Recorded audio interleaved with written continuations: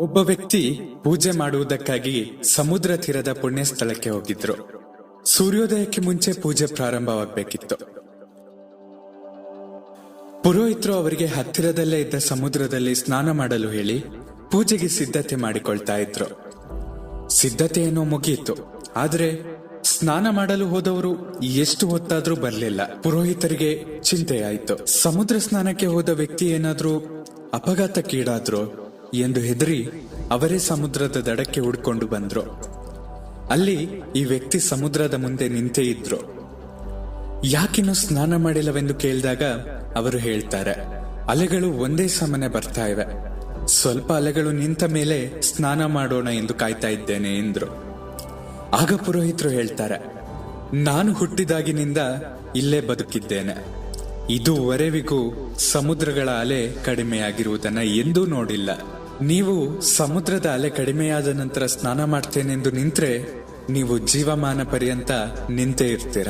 ಸಮುದ್ರದಲ್ಲಿ ಅಲೆಗಳು, ಜೀವನದಲ್ಲಿ ಏರಿಳಿತಗಳು ಎಂದೂ ನಿಲ್ಲುವುದಿಲ್ಲ ಎಂಬುದನ್ನು ಅರ್ಥ ಮಾಡಿಕೊಳ್ಳಿ.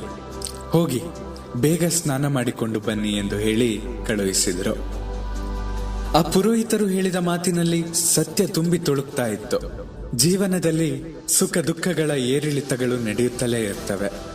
ಸಮುದ್ರದಲ್ಲಿ ನೀರಿರುವವರೆಗೂ ಹೇಗೆ ಅಲೆಗಳ ಏರಿಳಿತಗಳು ನಿಲ್ಲುವುದಿಲ್ಲವೋ ಹಾಗೆ ಜೀವನದಲ್ಲೂ ಉಸಿರಿರುವವರೆಗೂ ಈ ಏರಿಳಿತ ತಪ್ಪಿದ್ದಲ್ಲ. ನಮಗೆ ನಮ್ಮ ಜೀವನದಲ್ಲಿ ಸಮಸ್ಯೆಗಳೇ ಇಲ್ಲದೆ, ತೊಂದರೆ ತಾಪತ್ರಯಗಳೇ ಇಲ್ಲದ, ನಿರಾಸೆ ಉಂಟಾಗದ ಏನೋ ಸಣ್ಣ ಪುಟ್ಟ ಕಿರಿಕಿರಿ ಇರದ ದಿನ ನೆನಪಿದೆಯಾ? ಅಥವಾ ಇದ್ಯಾವುದನ್ನು ಎದುರಿಸದೇ ಇರುವ ಯಾವುದಾದರೂ ವ್ಯಕ್ತಿ ನಮಗೆ ಕಂಡು ಬರ್ತಾರಾ? ಖಂಡಿತ ಸಾಧ್ಯವಿಲ್ಲ. ಎಲ್ಲ ಚೆನ್ನಾಗಿದೆ ಎಂದುಕೊಳ್ಳುವಷ್ಟರಲ್ಲಿ ಸಣ್ಣದೇನಾದರೂ ಒಂದು ಹೆಚ್ಚು ಕಡಿಮೆ ಆಗೇ ಆಗುತ್ತದೆ. ಒಬ್ಬ ಪಾಶ್ಚಾತ್ಯ ತತ್ವಜ್ಞಾನಿ ಹೇಳಿದ ಮಾತಿದು. ಸಮಸ್ಯೆಗಳು ಬಾಳಿನ ಹಾದಿಯನ್ನು ತಡೆದು ನಿಲ್ಲಿಸುವ ಅಡ್ಡಗಲ್ಲುಗಳಲ್ಲ, ಅವು ಮೇಲಕ್ಕೇರಲು ದೊರೆಯುವ ಏರುಗಲ್ಲುಗಳು. ಕನ್ನಡದ ಕವಿ ಎಸ್.ವಿ. ರಂಗನ ಬಾಳಿನ ಹಾದಿಯಲ್ಲಿ ಎಡರು ತೊಡರುಗಳ ಸಹಜ, ಬೀಳುವುದು ಸಹಜ, ಆದರೆ ಬೀಳುವುದು ಅವಮಾನವಲ್ಲ ಎಂಬ ತತ್ವವನ್ನ ಬಿದ್ದರವಮಾನವಿಲ್ಲ ಮುದ್ದುರಂಗ, ಬಿದ್ದು ಏಳದಿದ್ದರೆ ಅವಮಾನ ಎಂಬ ಅವರ ಪದ್ಯದ ಒಂದು ಸಾಲಿನಲ್ಲಿ ಹೇಳ್ತಾರೆ. ಸ್ವಾಮಿ ಚಿನ್ಮಯಾನಂದಾಜಿಯವರು ಕೂಡ ಒಂದು ಮಾತನ್ನ ಹೇಳ್ತಾರೆ, ಸಮಸ್ಯೆಗಳನ್ನು ಧೈರ್ಯವಾಗಿ ಎದುರಿಸಬೇಕು.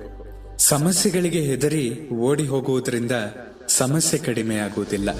ಸಮಸ್ಯೆ ಕರಗುವುದು ಅದನ್ನು ಎದುರಿಸಿದಾಗ, ಅದರಿಂದ ಪಲಾಯನ ಮಾಡಿದಾಗಲ್ಲ ಎಂದು ಹೇಳ್ತಾ ಇದ್ರು. ಕಾಡಿನಲ್ಲಿರುವ ಸಣ್ಣ ಗಿಡ ಮರಗಳು ದೊಡ್ಡ ಮರಗಳಾಗಿ ಬೆಳೆಯುವುದಕ್ಕೆ, ನೂರಾರು ವರ್ಷಗಳ ಉಳಿಯುವುದಕ್ಕೆ ಕಾರಣವೇನೆಂದ್ರೆ, ಬಿರುಗಾಳಿ ಜೋರಾಗಿದ್ದಾಗ ಸ್ವಲ್ಪ ತಗ್ಗಿ ಬಗ್ಗಿ ನಡೆದು ಬಿರುಗಾಳಿಯ ತೀವ್ರತೆ ಕಡಿಮೆಯಾದಾಗ ಮತ್ತೆ ತಲೆ ಎತ್ತಿ ನಿಲ್ಲುವ ಅವುಗಳ ಗುಣ. ಪ್ರತಿ ಬಿರುಗಾಳಿಯು ಅವುಗಳ ಶಕ್ತಿಯನ್ನ ಹೆಚ್ಚಿಸ್ತಾ ಹೋಗುತ್ತದೆ. ಸಮಸ್ಯೆಗಳು ಬರ್ತಾ ಇರಬೇಕು, ತಡೆಯಲಾಗದಷ್ಟು ಹೊಡೆತ ಬಿದ್ದಾಗ ಸ್ವಲ್ಪ ಬೀಳ್ಬೇಕು, ಮತ್ತೆ ಸಾವರಿಸಿಕೊಂಡು ಎದ್ದು ಪ್ರಯಾಣವನ್ನ ಮುಂದುವರಿಸಲೇಬೇಕು. ದಾಸರರು ಹೇಳ್ತಾರೆ, ಬಂದದ್ದೆಲ್ಲ ಬರಲಿ, ಗೋವಿಂದನ ದಯೆಯೊಂದಿರಲಿ.